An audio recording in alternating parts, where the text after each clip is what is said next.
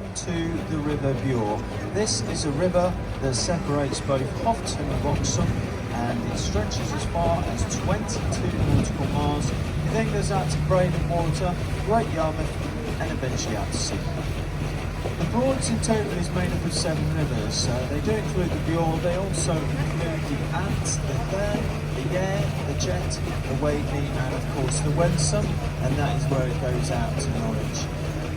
Now if you connected all the Broads together, you get 125 miles of navigable river, and it's a fair old size, as you can imagine. The wet woodland alone is the biggest in Britain, and of course the waterways, the inland waterways, the whole scale of the Broads is one of the biggest in the UK.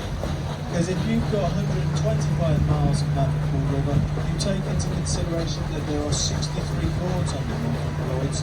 That is equivalent to 303 square kilometres in size, which is bigger than both Brooklyn and Manhattan combined, so it is a fair old size.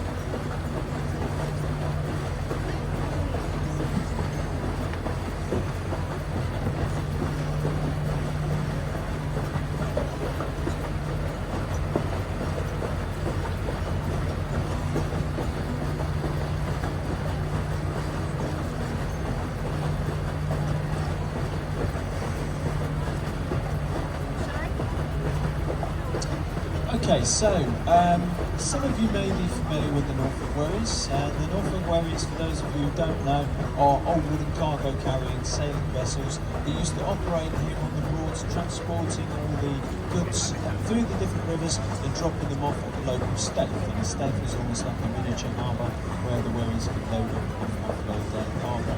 And they would carry anything. This is pre-World War I, well over 100 years ago. They would carry anything from rice, grain, sand, shingle, wheat, coal, wood, absolutely anything up to 40 gross tons. They were only a way of transporting goods. The original trading wherries were black hull and black sail, and there have been more than 600 different tons today. Hopefully we will see a few of them today. We will definitely see an original trading wherry, because one of them is still on Wroxham Moor. That is a privately owned boat, and I'll point it out later on in the trip. Originally they would carry cargo. Eventually though, obviously road and railway took over, and rather than try to compete with them in a fight, they were never ever going to win because they were very weather dependent. So even with the trains having the strikes, they just wasn't as quick as the transport that we have today. So rather than allow them to rot into retirement, what they decided to do is have them converted into passenger-going vessels, or as they were more commonly known as the pleasure wherries. The pleasure wherries originally were converted from the trading wherries. The cargo well was ripped out, and a saloon area was installed, so they had a place where the passengers could sit. Of course, eventually they decided to build a purpose-built wherry that could carry passengers. That was known as the second generation wherry, and they painted that white. Despite the original ones being black, they wanted to paint that white because it was more visible at night. White was a more expensive colour than the original black trading paint, so it was an all the way up to the 1960s. I don't know if anybody on board remembers a gentleman known as George Formby. Now, for those of you who don't know George Formby, or you're sitting on your chairs thinking to yourself, yeah, I remember George Formby, great boxer. That was George Foreman. George Formby was very different. He was a singer, songwriter, ukulele player, even movie star back in his day. Sung for the troops in World War II alongside the likes of Doris Day, and was a household name. I can guarantee you will have heard of one of his songs. I think When I'm Cleaning Windows is probably one of his most famous. And it doesn't really stop there either. We've had a number of them here on the Broads. Just to underline another one, just coming down this right hand side shortly, you'll see that there is a boat moored up, and it's known as Arabella. That's got no relation to a celebrity whatsoever, but the property in the background that's just about to come down this right hand side does. It's been converted into a property. That was a snooker room with a swimming pool at the top, and it was an outbuilding for this neighbouring property that is about to come down this right hand side. Now this property is coming down our right hand side. That has 7 bedrooms, so one for each day of the week. If you have to, for whatever reason, sleep on the sofa, you've got nearly 6 bedrooms to choose from. There's also 6 bathrooms, 5.5 acres of land, so it's a fair old size, and that was the outbuilding for that property. Who lived in a house like that? Well, it was actually designed for none other than Phil Collins. He never lived in it at the end, but he had it designed as this holiday cottage. He then sold it on to an old Norwich City goalkeeper known as Kevin Keelan. Not Kevin Keelan, before somebody corrects me. Norwich City definitely couldn't afford him. Kevin Keelan was a goalkeeper for the Canaries throughout the 70s, and after his playing days came to an end, he decided that he wanted to retire here on the Bure. So he bought that house. Unfortunately though, he wasn't as good at saving his money as he was at saving the balls from going into the goal. So he had to sell up. He had to downgrade the size of the house that he was living in, downgrade the location that he was living in, and I believe he's living in some place called Florida now. We also have some timber built houses on this right hand side with the old tree, but not very many.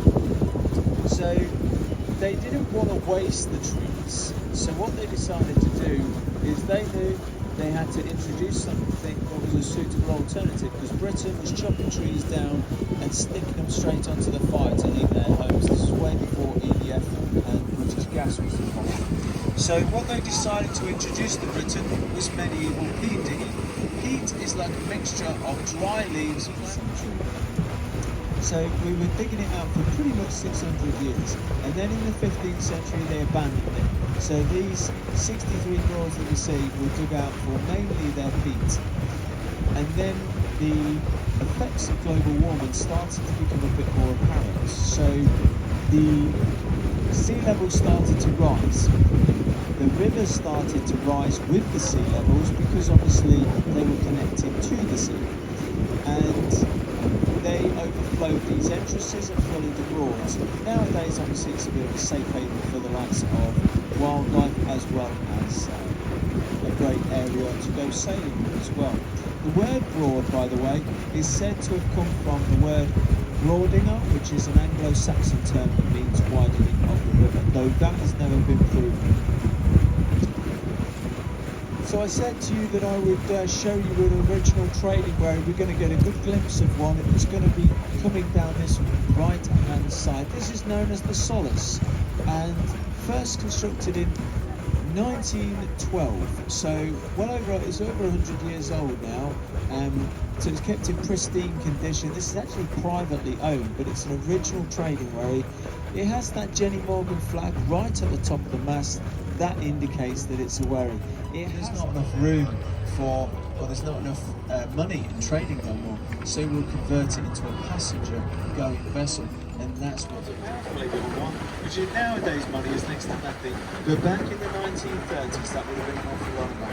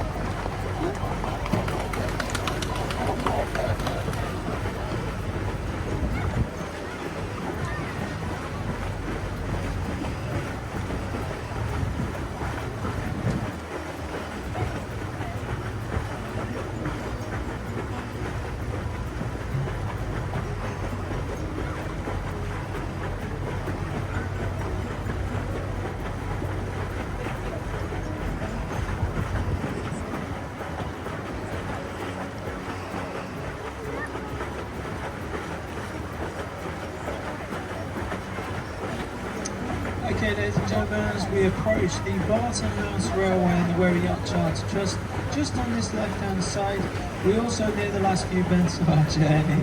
Overexcited lady on that left-hand side there. We're also nearing the last few bends of our journey, so on behalf of Broads Tours, myself, Kieran, and Tracy downstairs, we'd all like to say thank you very much for coming on board today.